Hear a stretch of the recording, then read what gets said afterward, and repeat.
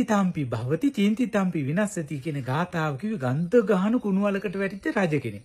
මේක ලස්සන කතාවක්. අහලා බලන්නකො. මේක තියෙන්නේ සරබ මිග නම් වූ ජාතක කතාවේ. මේ කතාවේ සඳහන් වෙන රජතුමා රාජ පිරිසත් එක්ක දවසක් මුවදඩේ මේ ගියා කැලෑවට.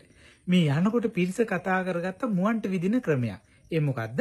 කවුරු හරි කෙනෙක් ළඟින් මුවෙක් දිව්වොත් ඒ මුවාට විදින්න ඕනේ මුවා ළඟින්ම ඉන්න කෙනා කියලා.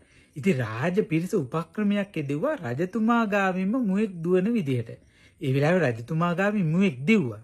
රජතුමා දුන්නයි ඊතලයේ අරගෙන මුවාට විද්දා. හැබැයි ඉලක්කේ වැරදුනා. මුවා දක්ෂයි. මුවා වේගෙන් පලා ගියා. දුවලා යන්න ගියා. ඉතින් මේ මුවා සාමාන්‍ය මුවෙක් නෙවෙයි මුව රැළේ නායකයා. මුව රජතුමා සරබ මිග නම් වූ මුවා. මේක බලාගෙන හිටපු රාජ පිරිස hina වෙන්න පටන් ගත්තා. ලැජ්ජා කරන්න පටන් ගත්තා රජුරවන්ට. අයියෝ රජතුමාට බැරි වුණානේ මේ මුවාට විද ගන්න කියලා. ඉතින් ලැජ්ජාවටපත් වෙච්ච රජතුමා දුන්නයි ඊතලයයි විසි කරලා කඩුවත් අතින් අරගෙන මුවා පස්සෙන් වේගෙන් දුවන්න පටන් ගත්තා. අන්න එහෙම දුවනකොට තමයි මේ රජතුමා ගඳ ගහන කුණු වලට වැටුනේ. ඉතින් මුවා නැවතිලා ආපහු වැරලා බැලුවා රජතුමා එනවද කියලා. පේන්නේ නැහැ. මුවා හිතුව රජතුමාර වලට වැටිලා ඇති කියලා. මොකද මුවා කැලේ ගැන හොඳට දන්නවා. වල මග ඇරලා තමයි මුවා දිව්වේ. මේ මුවා හරි කරුණාවන්තයි. ආපහු ආව වල ගාවට. ඇවිල්ලා බලනකොට රජතුමා ඉන්නවා. ආරක්ෂිතව රජතුමා වලෙන් ගොඩට ගත්ත මේ මුවා. අරගෙන රජතුමා වාඩි කරලා රජතුමාට ධර්මයේ දේශනා කළා. ඉතින් මේක ජාතක කතාවක්. මේ කතාවේ තියෙන විදිහට මම මේ ඔබට කියන්නේ. රජතුමා මුවා ගැනත් පැහැදුනා, දේශනා කළ ධර්මයේ ගැනත් පැහැදුනා. පැහැදිලා සියලු මුවන්ට අභේදානය දුන්නා. ඊට පස්සේ රජතුමා රාජපිරිසත් එක්ක මාලිගාවට ආවා. ඇවිදින් පහුවදා රජතුමාට මේක මතක් වෙනවා. මතක් වෙන වාරයක් ගන්න රජතුමා ගාථාවක් කියනවා. අන්නේ කියපු ගාථාව තමයි මේ. අචින්තිතම්පි භවති චින්තිතම්පි විනස්සති. නහි චින්තා මයා භෝගා ඉත්‍යා පුරුසස්සවා කියන ගාථාව නිතර කියන්න පටන් ගත්තා. රජතුමාට මේක මතක් වෙන වාරයක් ගානේ. පුදුම දෙයක් නෙවුනේ. ඉතින් මේක අහගෙන හිටිය පුරোহিত බ්‍රාහ්මණයා. බ්‍රාහ්මණයාට ඇහිලා රජතුමා ගාවට ඇවිදින් රජතුමාට බමුණා කියනවා රජතුමනි ඊයේ දවසේ ඔබතුමාට මෙහෙම අරුම පුදුම දෙයක් සිද්ධ වුණා නේද කියලා. ඉතින් රජතුමා මේක අහලා පුදුම වුණා.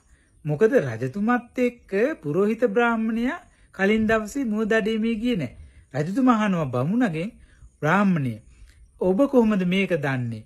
ඔබතුමා ගියේ නෑනේ අපිත් එක්ක ඊයේ මුවදඩේ මේ කියලා. රජතුමාට බමුණා කියනවා පුරোহিত බ්‍රාහ්මණයා ඥානවන්තයි. රජතුමනි ඔබතුමා මේ ගාථාව කියනකොට මේකේ අර්ථය මට වැටහෙනවා. අන්න ඒ නිසයි මම ඔබට මේක කිව්වේ කියලා. ඉතින් මේකේ අර්ථය තමයි අචින්තිතම්පි භවති. නොසිතන දේ සිදුවේ. චින්තිතම්පි විනස්සති. සිතන දේ සිදු නොවේ. නහි චින්තා මයා භෝගා ඉත්‍යා පුරුසස්සවා. යම් කිසි ස්ත්‍රියකට හෝ පුරුෂයෙකුට තමන් සිතූ පරිදි සම්පත් නොලැබෙයි කියලා. බලන්නකො අචින්තිතම්පි භවති. රජතුමා නොහිතන දෙයක් නෙමේ සිද්ධ වුනේ. රජතුමා හිතුවේ නෑ කුණු වලට වැටෙයි කියලා. මුවා ධර්මයේ දේශනා කරයි කියලා හිතුවේ නෑ. රජතුමා සියලු මුවන්ට අභේදානය දෙයි කියලා හිතුවේ නෑ. මේ නොහිතන දෙයක්මයි සිද්ධ වුනේ. අන්න ඒ නිසා තමයි අචින්තිතම්පි භවති කියලා කිව්වේ. චින්තිතම්පි විනස්සති. තමන් සිතපු දේ වෙනස් වුණා. සිද්ධ වුනේ නෑ. තමන් සිතුවේ මුවත් අරගෙන එන්න පුළුවන් වෙයි කියලා. නමුත් සිද්ධ වුනේ ධර්මය අහලා මුවාගෙන් පැහැදිලා සියලු මුවන්ට අභේදානය දෙන එකයි සිද්ධ වුනේ. නොසිතන දෙයක්මයි සිද්ධ වුනේ. සිතන දේ සිද්ධ වුන්නේ නැහැ. ඉතින් මේක ලස්සන කතාවක්.